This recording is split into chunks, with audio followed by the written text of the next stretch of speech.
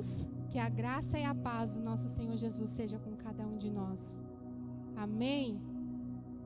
Vamos iniciar esse culto. Quero compartilhar um salmo aqui com você. Só escute e em seguida nós vamos orar, clamar pela presença do Senhor. Salmo 145 diz assim: Eu te exaltarei, meu Deus e Rei. Louvarei teu nome para todo o sempre. Todos os dias te louvarei. Sim, louvarei teu nome para sempre. Grande é o Senhor, Ele é digno de muito louvor. É impossível medir a sua grandeza. Você pode se colocar de pé?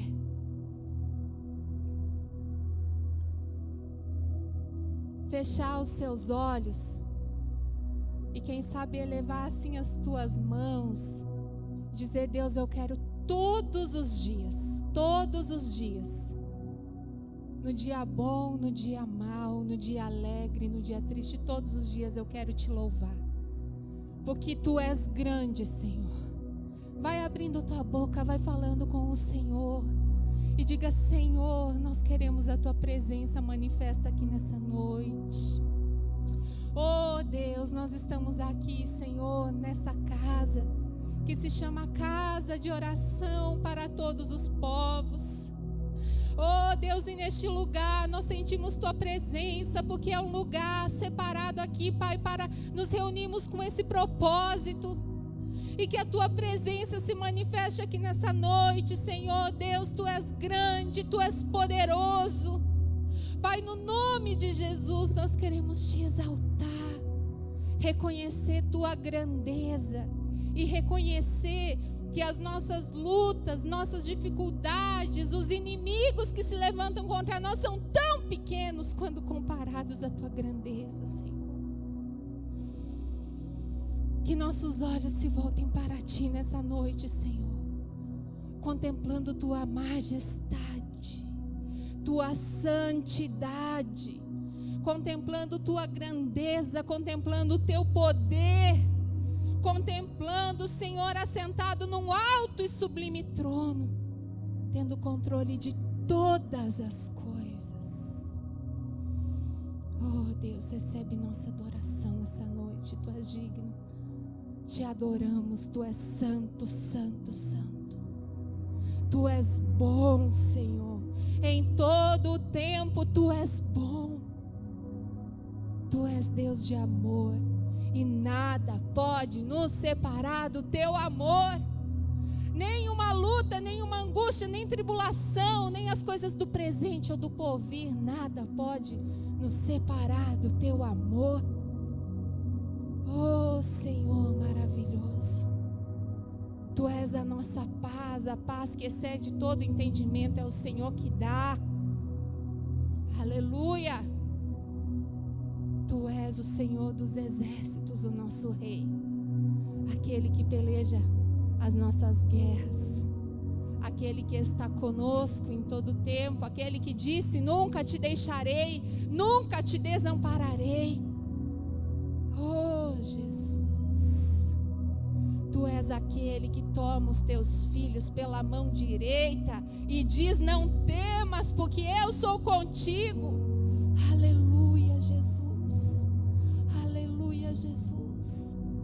Oh Deus, tu és aquele que dá ordem aos teus anjos a nosso respeito para que nos guardem.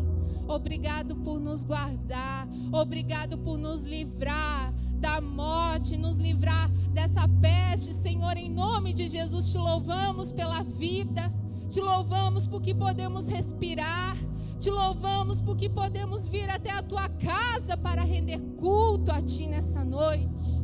Obrigado, obrigado, obrigado. Obrigado pela nossa família, Senhor. Ai, obrigado, Deus, obrigado. Obrigado, Deus, pela nossa família, nossos familiares. E obrigado, Deus, pela salvação que entra em cada casa. Obrigado, Senhor, pelo teu agir pelo teu agir, pela tua salvação. Obrigado, Senhor, e obrigado pela tua palavra, Deus. Já te agradecemos por aquilo que o Senhor vai falar conosco hoje. E com fome e sede, nós estamos aqui, Deus, prontos para receber tua palavra. Eu repreendo no nome de Jesus todo levante das trevas que quer roubar a boa semente. Eu repreendo em nome de Jesus. Declaro que a nossa mente, ela está cativa agora a Cristo, para a obediência de Cristo. E eu oro para que a tua palavra, Deus, entre no mais profundo do nosso ser nessa noite. E que demos muitos frutos para a glória do teu nome. Porque não queremos ser, ó Deus, apenas ouvintes, mas sim praticantes da tua palavra. Em nome de Jesus. E ainda você de pé, querido. Você vai agora orar por quem está aqui. Mesmo de longe, se você quiser sair do seu lugar, fica à vontade, mas fala: Senhor, abençoa essa família que está aqui. Deus, abençoa esse casal que está aqui nessa noite. Abençoa os filhos dessa família, Senhor, abençoa. Libere agora palavras de bênção, palavras de vida ao teu redor. Deus, nós abençoamos. Nós liberamos agora palavras de vida, palavras de bênção, Senhor Deus. Que cada um que está aqui seja abençoado, agraciado pelo Senhor. Aleluia! Liberamos palavra de restauração para cada vida. No seu interior seja restaurada a sua fé, seja restaurado o seu amor, seja restaurada a sua esperança. Em nome de Jesus, nós repreendemos aqui no nosso meio depressão. Repreendemos e dizemos: vai embora, espírito da depressão, vai embora, em nome de Jesus. Em nome de Jesus. Espírito de angústia, vai embora, em nome de Jesus. Espírito de incredulidade, vai embora, em nome de Jesus. Porque aqui, Senhor, nós damos lugar à tua presença. E diz tua palavra que na tua presença há abundância de alegria. Aleluia! A alegria do Senhor é a nossa força. Aleluia, aleluia, aleluia. Seja tocado pelo Espírito Santo de Deus. Seja tocado, seja tocado. Que teu ser estremeça pela glória do Senhor, pela glória do Senhor. Aleluia. Você pode dizer amém? Amém. Pode tomar o seu lugar. Aleluia, Jesus. Aleluia.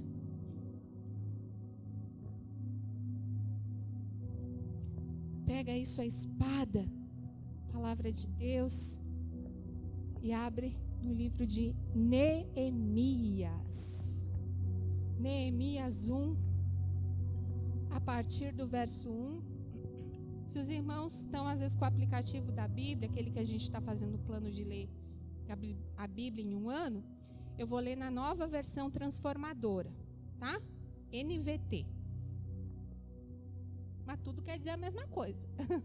Só vai ter às vezes algum termo ou outro que está mais explicado. Versículo 1 de Neemias 1. Estas são as memórias de Neemias, filho de Acalias, no mês de Quisleu, no 20º ano do reinado do rei Artaxerxes. Eu estava na fortaleza de Suzã. Verso 2. Anani, um de meus irmãos, veio me visitar com alguns homens que haviam chegado de Judá. Perguntei-lhes a respeito dos judeus que haviam regressado do cativeiro e da situação em Jerusalém. Verso 3. Eles responderam. O que diz aí na sua Bíblia? As coisas não vão bem. As coisas não vão bem para os que regressaram à província de Judá. Eles estão passando por dificuldades e humilhações. o muro de Jerusalém foi derrubado e suas portas foram destruídas pelo fogo. Quando ouvi isso, sentei-me e chorei. Durante alguns dias, lamentei, jejuei e orei ao Deus dos céus. Qual que era a notícia? Vem alguém te visitar e aí, como é que estão as coisas lá? As coisas não vão bem. E eu pergunto, algo na tua vida não vai bem? E quando a gente sabe dessa notícia, as coisas não estão bem. Não está legal, pastora, tem coisa acontecendo, isso aqui está destruído, isso aqui está derrubado. Passou um fogo que queimou isso, aquilo destruiu. E Neemias, ao ouvir isso, chorou. E fala que depois de alguns dias ele ainda estava lamentando e ele começou a jejuar e começou a orar a Deus a respeito dessas coisas. E nos versículos seguintes você vai ver uma oração que ele faz, lembrando dos pecados. Ele fala: Deus, nós temos pecado contra ti, eu e a minha família temos pecado. O Senhor disse que quando nós pecássemos o Senhor ia dispersar o povo, mas o Senhor também disse que quando nós nos arrependemos o Senhor nos traria de volta. E ele começa a fazer essa oração, e no último versículo ali do capítulo 1 ele vai falar assim, ele pede a Deus para que ele tenha êxito ao falar com o rei. Você já vai entender. Agora pula para o capítulo 2. Neemias 2, do 1 ao 3. Irmãos, nós começamos lendo no capítulo 1, falava que era no mês de Quisleu. Quisleu quer dizer meados de novembro a meados de dezembro. E agora o capítulo 2 vai dizer, verso 1, acompanha aí. No mês de Nisan. Nisan, queridos, quer dizer meados de abril a meados de maio. Ou seja, tinha se passado cerca de 5 meses desde aquela notícia de que tudo havia sido destruído lá em Jerusalém, onde seus antepassados, os antepassados de Neemias, haviam sido sepultados. E ele chorou pela situação daquele povo, que era o seu povo também. Os seus estavam lá. Agora 5 meses se passa. E olha o que diz, no mês de Nisan, no 20º ano do reinado do rei Artaxerxes, eu estava servindo vinho ao rei. Nunca eu tinha estado triste em sua presença. Porque, gente, Neemias, ele era copeiro. Então ele servia ali a comida, servia vinho ao rei. E diz aqui que ele nunca tinha ficado assim triste na presença do rei. O papel dele era ser alguém que alegrava. Só que verso 2... o rei me perguntou: por que está com o rosto tão triste? Você não parece doente. Deve estar profundamente angustiado. Fiquei com muito medo, mas respondi, verso 3, que o rei viva para sempre. Como meu rosto não pareceria triste? A cidade onde estão sepultados meus antepassados está em ruínas, e suas portas foram destruídas pelo fogo. E eu pergunto para você, que tristeza às vezes é essa que está no seu rosto? O rei percebeu. Sabe quando você percebe o semblante de alguém? Você fala: você está bem?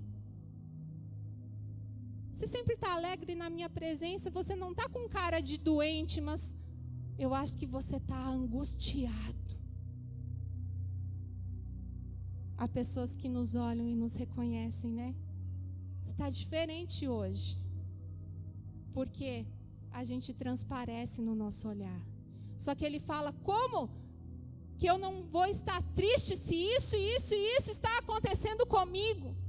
E eu pergunto para você, você tem também motivos para dizer porque às vezes você está angustiado e entristecido? Quero dizer uma coisa para você. Estamos vivendo dias numa geração onde alguns pregadores aí, uma nova teologia, teologia do coaching e tal, tem se levantado. E às vezes a impressão que dá é que o crente não vai mais ficar triste. O crente não vai chorar, que tudo vai ser alegria, que tudo tem que ser como você quer. E não é assim que acontece. E eu quero dizer para você que a tristeza pode gerar algo em nós de bom. Tem um versículo que diz, não precisa sair daí porque nós vamos continuar ali em Neemias, mas 2 Coríntios 7:10 diz, presta atenção, porque a tristeza que é da vontade de Deus conduz ao arrependimento e resulta em salvação. Vou ler de novo. 2 Coríntios 7:10. Outras versões vai dizer, porque a tristeza segundo Deus opera, mas essa versão, porque a tristeza que é da vontade de Deus. Pastora, vai contra o que eu acredito de Deus. Tem alguma tristeza que é da vontade de Deus? Sim. Porque a tristeza que é da vontade de Deus conduz, vai operar o quê? O arrependimento e resulta em salvação. Essa tristeza, esse choro de Neemias, gerou em Neemias uma atitude de fazer algo pelo povo. Talvez a tristeza sua, hoje, que está no seu coração, talvez Deus está operando através dessa tristeza, para te dizer o que você vai fazer daqui em diante. Tenha uma atitude. Neemias teve uma atitude. Pula agora para o versículo 4 e 5 de Neemias 2. Versículo 4, Neemias 2, 4 e 5. O que você deseja que eu faça? Perguntou o rei.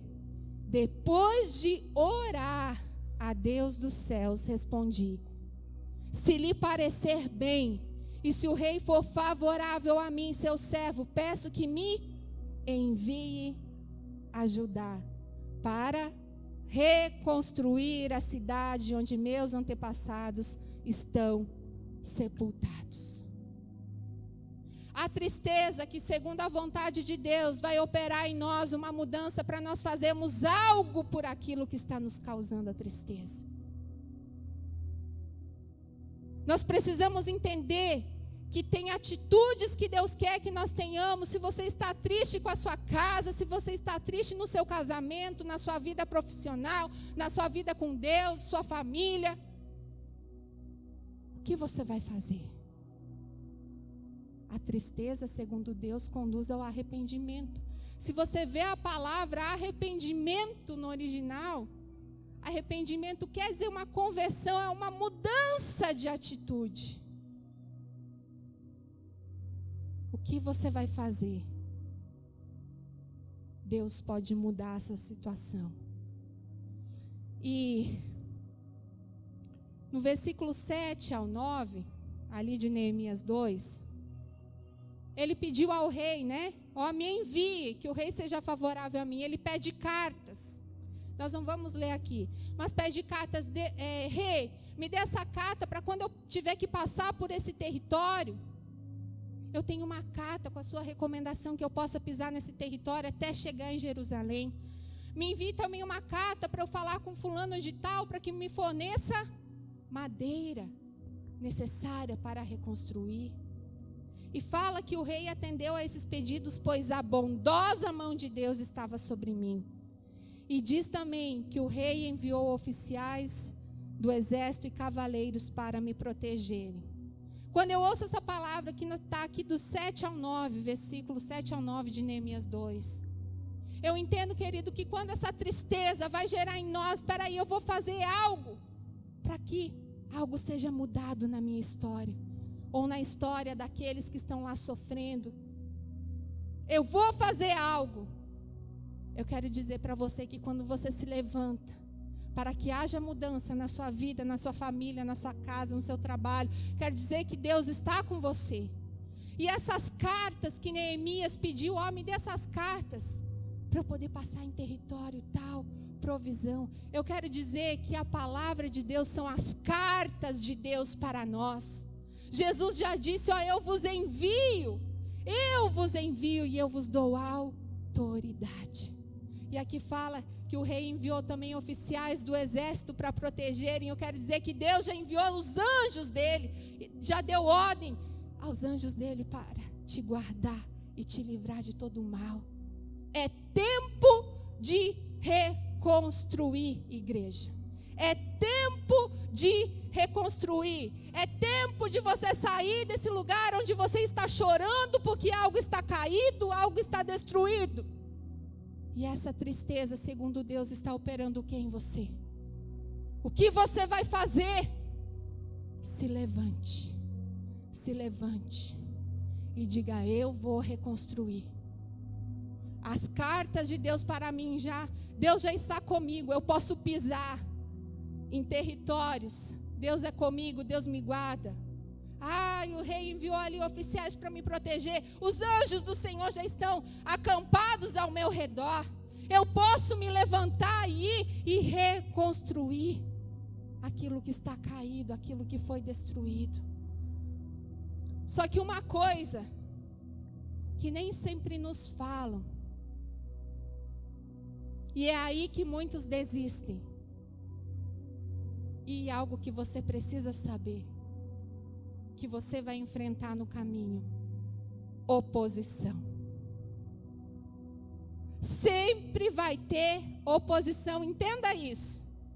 Tem gente que tem muitos projetos lindos, maravilhosos, encantadores. Quando fala, pastor, eu tenho um plano assim, assim, assim, assado. Nossa! Vem o primeiro obstáculo, desiste. Entenda isso. Você vai ter opositores. Entenda isso, é certeza. Só que nós vamos aprender hoje como Neemias lidou com esses opositores. Neemias pode se tornar um exemplo para mim e para você. Que mesmo tendo opositores, nós podemos chegar ao fim. Porque se você conhece já o fim da história, os muros foram reconstruídos. Só que teve um caminho para se chegar lá. E você precisa entender que vai ter oposição. Olha só o que diz Neemias 2:10. Mas quando Sambalate, o horonita, e Tobias, o oficial amonita, souberam da minha chegada, ficaram muito irritados, porque alguém veio promover o bem dos israelitas. Neemias só tinha chegado no local, não tinha feito nada ainda, não pegou nenhuma pedrinha do muro, não tinha nada feito ainda.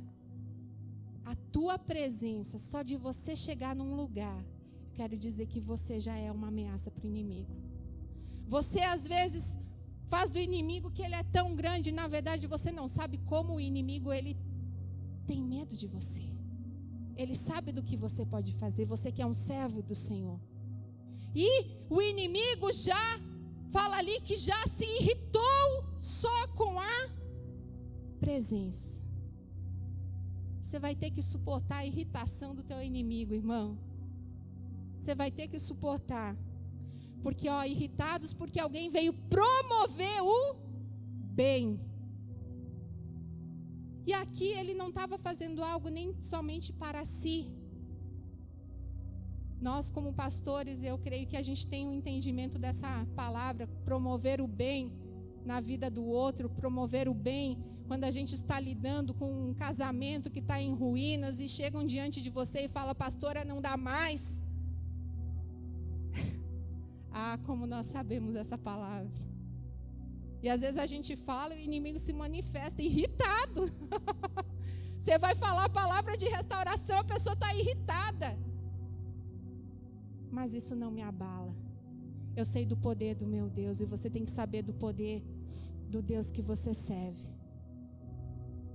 Olha o que diz Neemias 2, 11 ao 12.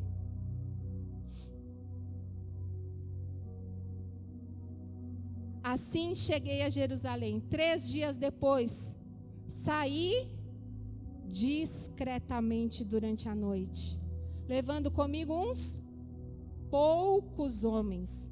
Não havia contado a ninguém os planos para Jerusalém que Deus tinha colocado em meu coração.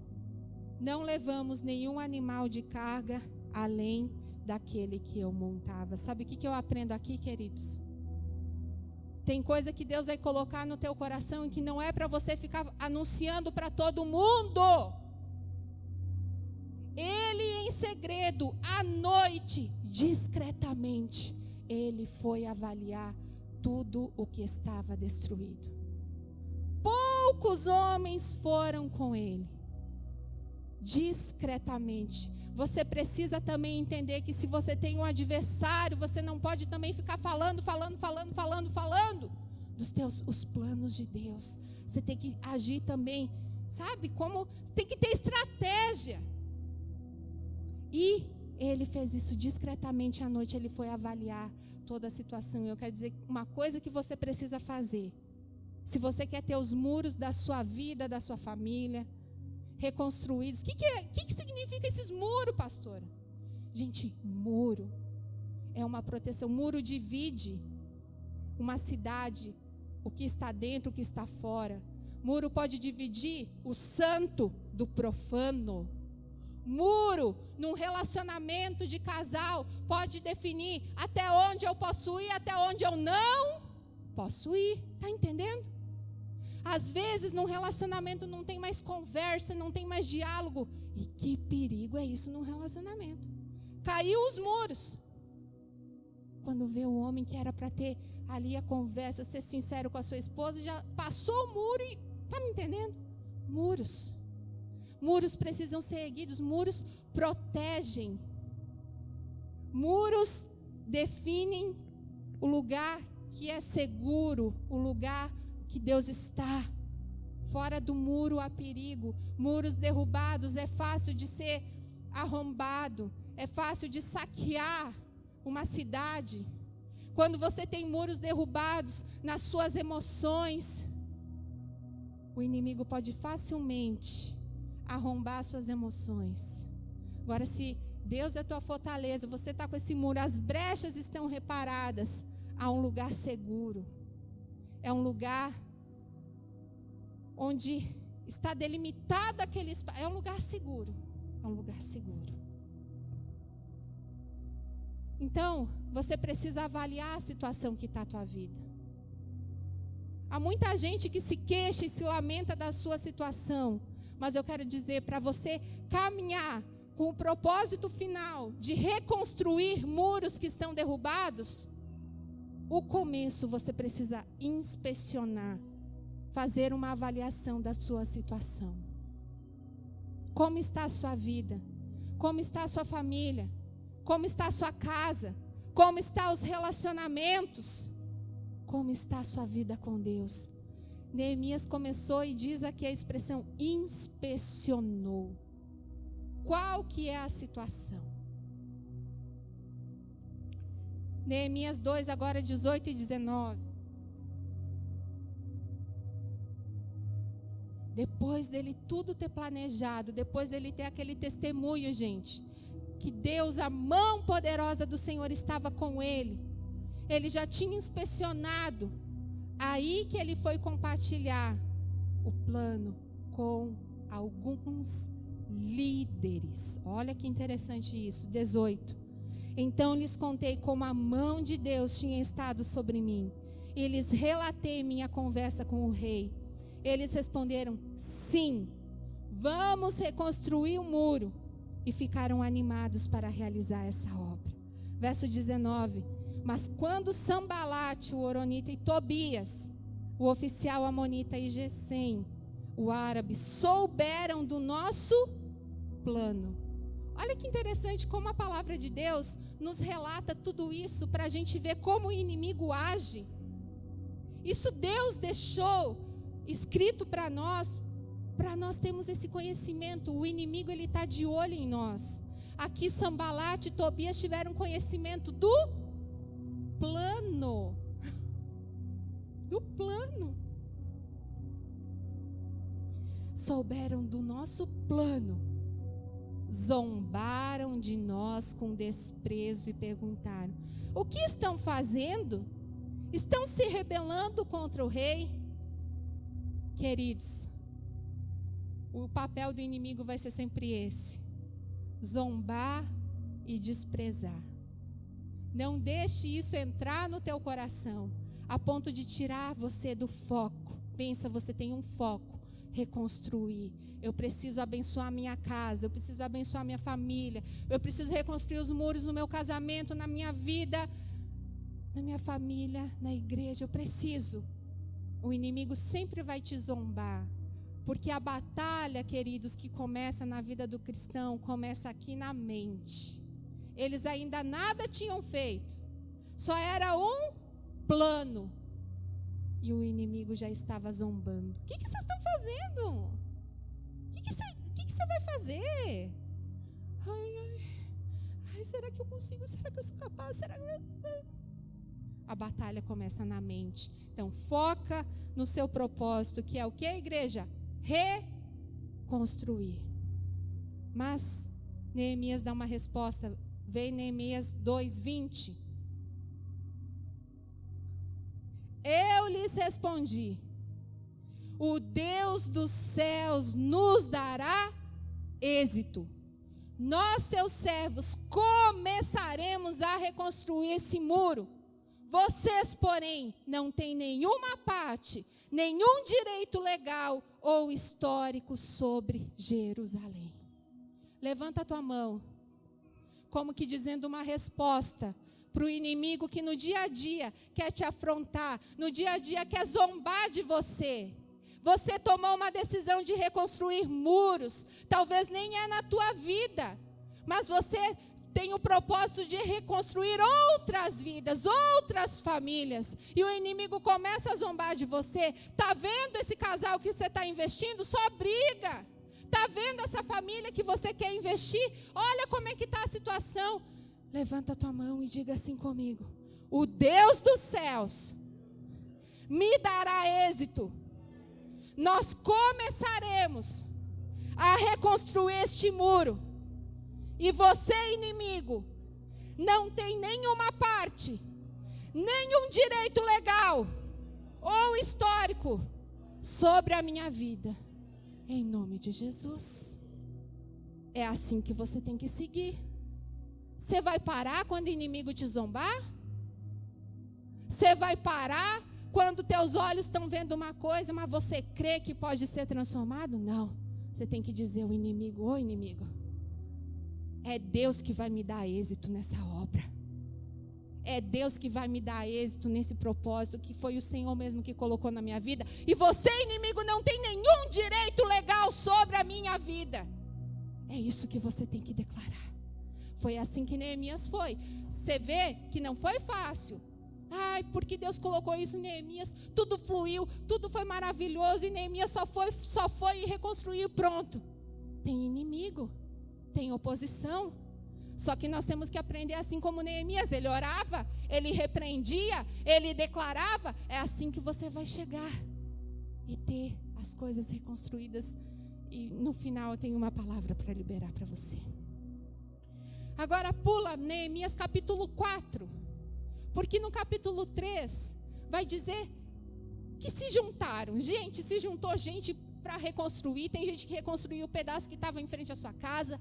Até ourives, diz a palavra, que você diz, o que um ourives vai entender de reconstruir um muro? Nada. Mas quando Deus está no negócio, Deus levanta um, levanta outro, e todo mundo é capacitado por Deus para fazer a obra. Você diz, pastor, mas eu não tenho curso, eu não sou psicóloga, como é que eu posso ajudar essa minha amiga? Que está com problema assim, assim, assim, assado. Só diga, eis-me aqui, eu vou, no nome do Senhor, reconstruir esse muro que está caído aqui na minha frente, eu vou e Deus vai me dar êxito. Quando você abre a tua boca, Deus coloca a palavra na tua boca. O agir de Deus começa quando você se levanta e diz, eu vou reconstruir o muro. Eu vou. Quando vem oposição, você está aprendendo o que fazer quando vier oposição. Zombaria, desprezo com a tua fé, com a tua pessoa. Você precisa se levantar e ter um objetivo.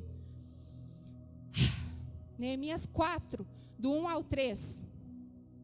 Estou tentando resumir ao máximo aqui. Esse Sambalate. Jesus, Sambalate, Tobias, nomezinho, hein? De novo Sambalate aqui. Sambalate ficou furioso quando soube que estávamos reconstruindo o muro. Abre um parênteses. Antes, furioso porque tinha chegado no local. Só chegou, o inimigo já quer dar as caras, mostrar as garras. Só de ter chegado. Depois, quando ele compartilha os planos de Deus com só alguns líderes, porque tinha um plano, o inimigo já fica furioso. Agora que o plano está posto em ação, agora eles estão com a mão na massa. Não pense que vai ser diferente. De novo, o inimigo está aqui, ó. Sambalate ficou furioso quando soube que estávamos reconstruindo o muro. Indignou-se e zombou dos judeus, disse na presença dos seus companheiros e dos oficiais do exército samaritano. O que esse punhado, ó como ele se referia, esse punhado de judeus fracos, pensa que está fazendo? E às vezes você vai ser afrontado. O que você fraquinha aí está pensando que está fazendo? Isso é lá no propósito, jejum e oração. Falando, Deus está comigo. Isso aqui está caído na minha família, mas em nome de Jesus eu estou aqui lutando, vai ser reerguido, vai ser reestruturado. O que ser fraco, esse punhado de crente aí, fraquinho, é assim que o inimigo zomba. E você ouve, mas o que você vai fazer quando você ouve? Aí, imaginam que serão capazes. É sempre assim com o inimigo. Você acha que você vai ser capaz? Você acha que você tem capacidade? Pensam que pode fazer algo com essas pedras que já estão queimadas, que tiraram de um monte de entulho? E ainda teve um outro tal de Tobias que falou assim, basta uma raposinha. Raposa é pesada? Fosse um urso é pesadão. Uma raposa não é nada. Basta uma raposa subir lá e esse muro de pedra vai desabar. Olha como é o inimigo. Isso aí que você está reconstruindo? Sério? Você pensa que você vai ter êxito nisso? Fraquinho. O que você pensa que você está fazendo? Você acha que vai dar certo? Basta alguma coisinha de nada subir, vai tudo desabar. Mas Neemias dá uma resposta. Neemias vai orar. Olha o versículo 4 ao 6 de Neemias 4. Neemias dá uma resposta. Então orei. Ouve-nos, nosso Deus, pois estamos sendo ridicularizados. Percebe que ele não foi bater boca com o inimigo. Você percebeu isso? Ele foi orar e falar, Deus, o inimigo está fazendo isso.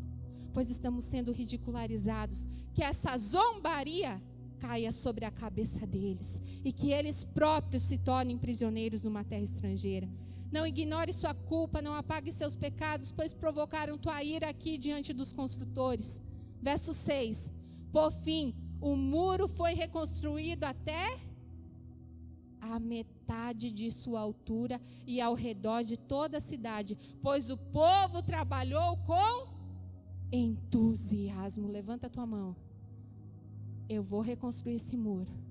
Eu vou continuar trabalhando com mais entusiasmo ainda, porque o Senhor está comigo, em nome de Jesus. Aqui metade da altura, já estava reerguido, com oposição, com zombaria.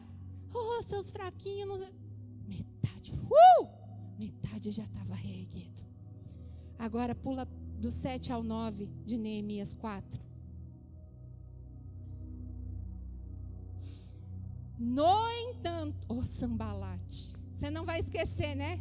Sambalate e Tobias, né? Até você vai dizer, irmão, Sambalate e Tobias te afrontando? Sambalate e Tobias de novo aqui, ó. No entanto, quando Sambalate e Tobias, os árabes, os amonitas e as doditas souberam que a obra avançava.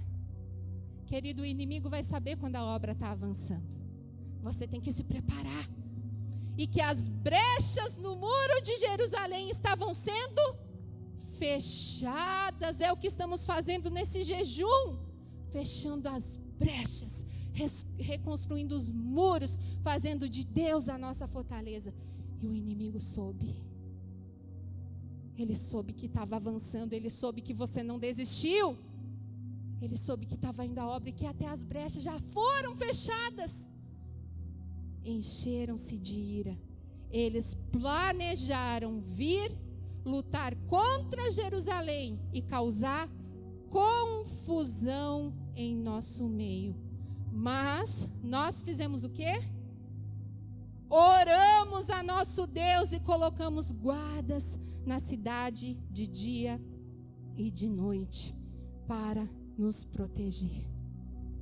Querido, o inimigo vai querer vir contra você, mas esteja em oração. Oração. Eles oraram e ao mesmo tempo puseram guardas. Esta igreja é guardada pelo Senhor, mas também colocamos alarme, aleluia. Nós precisamos também ter essa parte, vigiar.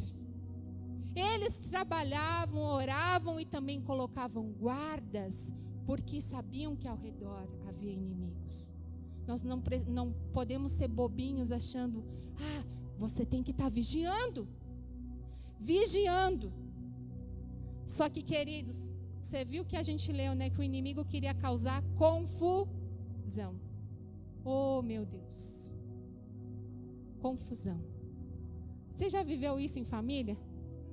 Você planejou a viagem do ano. Um sonho. Prestes a viajar, coisas acontecem. Para se irritar, para brigar, para não ser... Vigia. Gente, uma vez eu não estava com uma viagem marcada. Botei despertador para acordar umas 3 da manhã.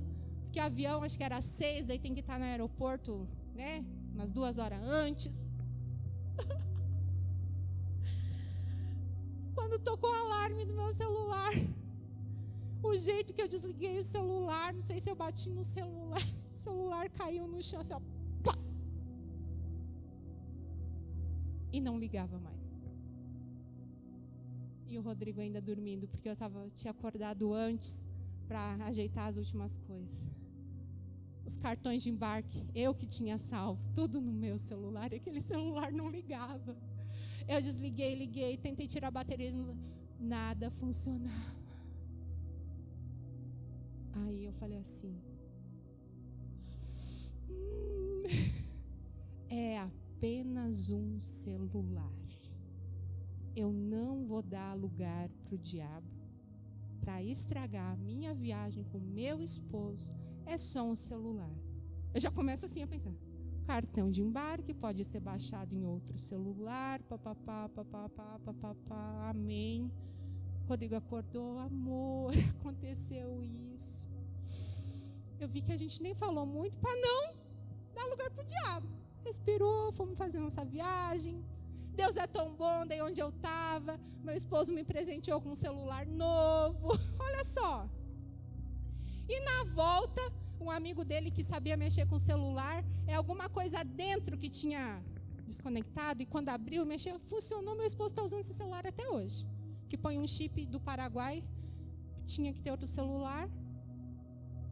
Eu podia ter estragado minha viagem, viajar um clima emburrado, um clima pesado, um clima ruim. É aí que você tem que vigiar. O inimigo quer causar confusão na tua família. E é quando a gente fala o que não deve, às vezes que causa confusão, deu lugar para o que o inimigo estava planejando, você deu lugar. Vamos vigiar. Vamos vigiar. Em nome de Jesus. Verso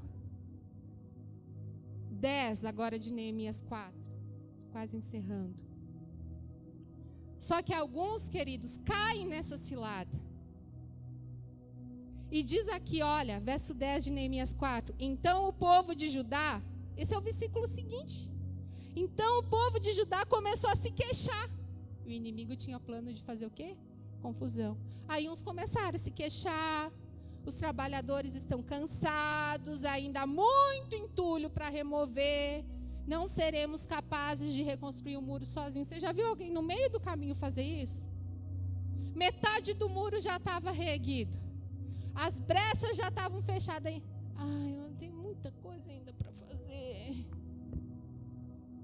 Estou tão cansada. Vigia, isso é plano do inimigo. Ele quer fazer você parar. Ele quer fazer essa confusão. Você começa a se queixar. Você estava lá firme na fé. Aí começa a dizer, ai, é muita coisa.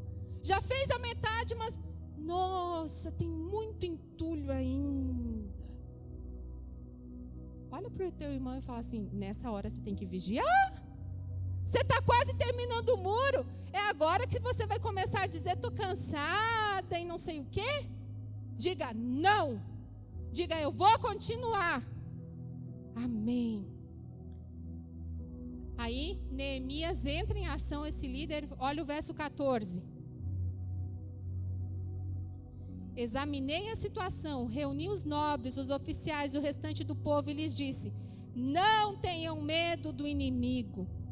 Lembrem-se do Senhor, que é grande e temível, e lutem por seus irmãos, seus filhos, suas filhas, suas esposas e seus lares. Levanta a mão agora e declare isso comigo. Eu não terei medo do inimigo que se levanta contra mim. Diga assim, eu vou me lembrar que o Senhor é grande e temível. E eu vou lutar por meus irmãos, por meus filhos, por minhas filhas, por minhas esposas e meus lares, em nome de Jesus. Cadê aqueles que vão lutar por sua família, por seu lar? Aleluia. E aí, gente? E vai continuando, vai continuando, vai continuando. O texto e os inimigos também descobrem e Deus traz à tona os planos, enfim. E olha, pula para o versículo 17. Vai dizer ali que construiu um muro. Os trabalhadores prosseguiram com a obra. Prosseguiram, você também vai prosseguir.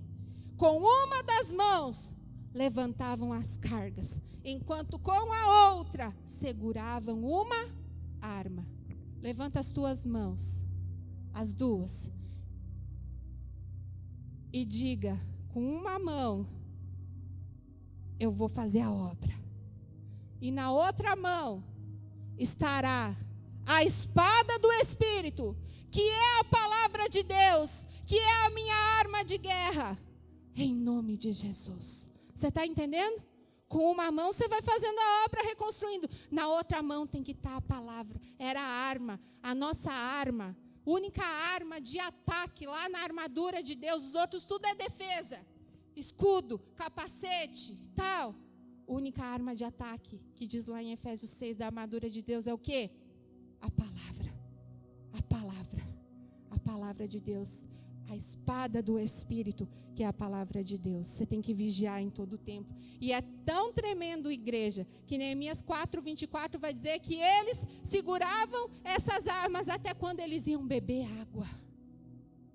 Nas coisas mais simples, continue vigiando. E aí o inimigo... Gente, tem mais ali, ó, no capítulo 6. Vai para o capítulo 6, já vou encerrar. Capítulo 6, verso 1. Vai dizer que de novo Sambalate, eles descobriram que havia sido terminado de reconstruir o muro, que não restavam mais brechas, só faltavam colocar as portas. E aí ele manda uma mensagem para Neemias. Mas Neemias responde, só vai para o versículo 3, respondi com essa mensagem: estou envolvido com uma obra muito importante e não posso ir. Por que eu deveria interromper o trabalho para me encontrar com vocês? Levanta a tua mão, é mais uma declaração de fé. Fala assim: eu estou envolvido numa obra muito importante e eu não vou perder tempo de conversinha com o inimigo. Você não pode perder tempo, irmãos. Neemias respondeu: o inimigo queria agora se encontrar, porque viu que a coisa estava avançando. Se encontrar pessoalmente. A minha obra é muito importante, não posso perder tempo. Sai para lá, sai para lá. Arreda. Arreda, Satanás. Arreda. E no verso 4 vai dizer que o inimigo insistia. 4 vezes mandou a mesma mensagem. E ele respondia a mesma coisa. Depois vai dizer no verso 8 e 9. Inventou mentiras, calúnias. E ele falava assim para o inimigo: não é nada verdade isso que você está falando. Deixa eu aqui continuar. Sabe que o inimigo vai fazer também isso com você. Mentira, calúnia. Você tem que dizer: eu sei o que é verdade. E eu rejeito toda mentira. E agora, para finalizar,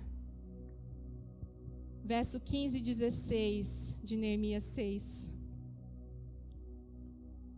Por fim, no dia 2 de outubro, 52 dias depois de começarmos o trabalho, o muro ficou pronto. Quando nossos inimigos e as nações vizinhas souberam disso, sabe o que agora o inimigo vai fazer quando ele souber que você terminou a obra que você começou? Quando os nossos inimigos e as nações vizinhas souberam disso, ficaram assustados e sentiram-se humilhados. Perceberam que a obra havia sido realizada com a ajuda do nosso Deus. Quando você completar a obra e não desistir diante da oposição do inimigo, o inimigo vai te olhar assustado e ele vai ser humilhado em nome de Jesus. E o último versículo, Neemias 12. Vai para Neemias 12 rapidinho.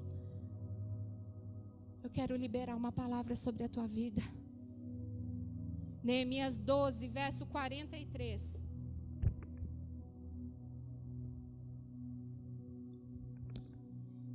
Se você ler o livro de Neemias, não tem como eu pregar um livro inteiro aqui em 1 hora. Mas houve sacrifícios ali de gratidão a Deus. Eles se reuniram, Esdras abriu as escrituras e eles se emocionaram, choraram, pediram perdão pelos pecados de 3 horas e depois mais 3 horas fazendo isso. Enfim, eles voltaram realmente para o Senhor. Algo foi restaurado naquela nação. Só que olha o versículo 43 que eu quero liberar sobre a tua vida, tua casa, tua família hoje em nome de Jesus. Naquele dia alegre, diga alegre, alegre, foram oferecidos muitos sacrifícios, pois Deus tinha dado ao povo motivo para se alegrar. As mulheres e as crianças também participaram da celebração e podia-se ouvir de longe a alegria do povo de Jerusalém. Se coloca de pé. E diga-se comigo: esse dia de alegria vai chegar na minha vida se eu não desistir. Se ouvirá de longe os brados de júbilo na minha vida e na minha casa. Se coloque em oração agora nesse momento. Senhor, essa palavra foi liberada para a tua igreja.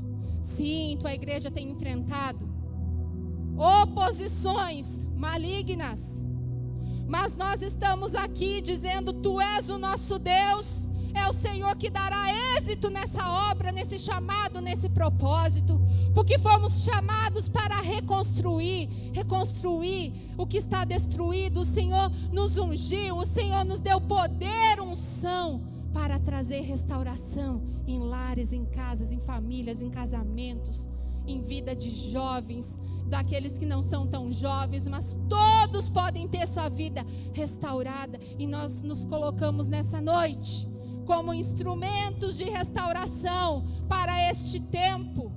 Oh Deus, se é um tempo que temos chorado por coisas destruídas, Pai, que esse choro, que essa tristeza, segundo a Tua vontade, venha operar em nós algo, Senhor. Venhamos a nos levantar como Neemias nessa geração.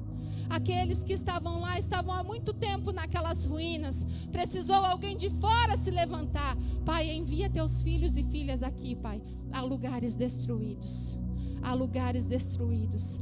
Levanta, Deus, um povo com fé, um povo que não vai se abater diante do inimigo, diante das oposições. Em todo tempo vamos estar orando e declarando: Deus me dará êxito, Deus está comigo. O inimigo pode zombar, o inimigo pode nos chamar de fraco, mas nós sabemos o Deus maravilhoso, forte, temível e grande, que é o nosso Deus. E se nós não desistirmos, eu creio que esse dia de alegria e de festa, onde celebraremos os muros levantados, chegará na vida de cada um aqui. Diga: vai chegar na minha vida, porque eu estou decidido a prosseguir e completar a obra do Senhor. Aleluia. Deus abençoe.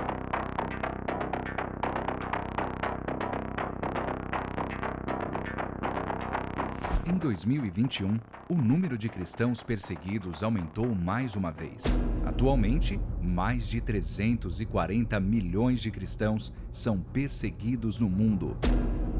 Isso representa muito mais que a população total do Brasil. E ainda assim, eles permanecem invisíveis e desconhecidos para a maioria.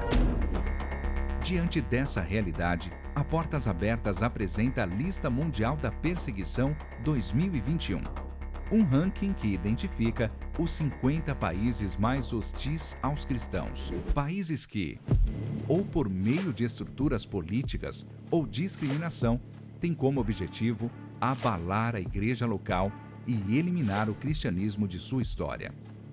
Autoridades, famílias e comunidades inteiras colocam pressão nos cristãos para que eles recuem e desapareçam. Neste ano, a lista apresenta pela primeira vez apenas 2 níveis de perseguição: extrema ou severa.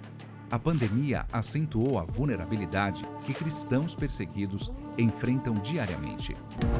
Em países como Índia, Paquistão, Bangladesh, Iêmen e Sudão, a Covid-19 foi o catalisador da repressão aos nossos irmãos.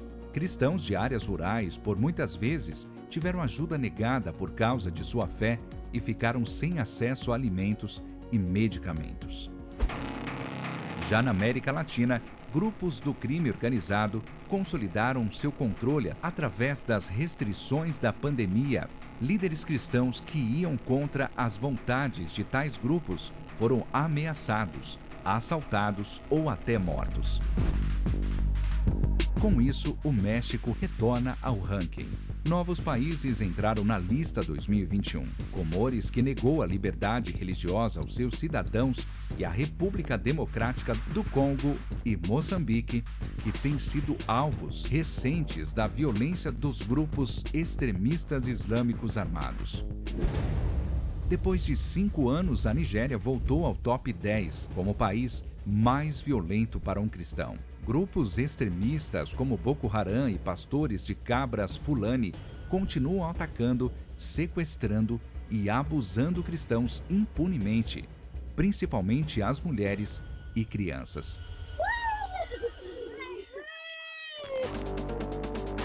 Já na China, o monitoramento e vigilância provém do Estado. O Partido Comunista tem cada vez mais colocado restrições para inibir a liberdade religiosa no país, o que coloca a China de volta nos top 20, depois de quase uma década.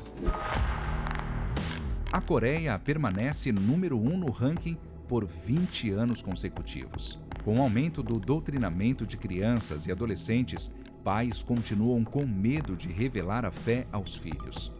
Se descobertos, podem ser enviados para campos de trabalho forçado ou até mesmo mortos, juntamente com sua família.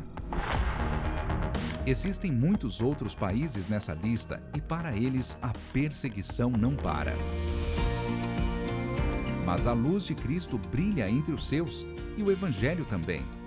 Ainda que a pressão seja cada vez mais forte, nossos irmãos desafiam as leis e o perigo diário para andar com Jesus. Convocamos a Igreja de Cristo no Brasil a abrir os olhos, conhecer e apoiar os seus irmãos perseguidos ao redor do mundo.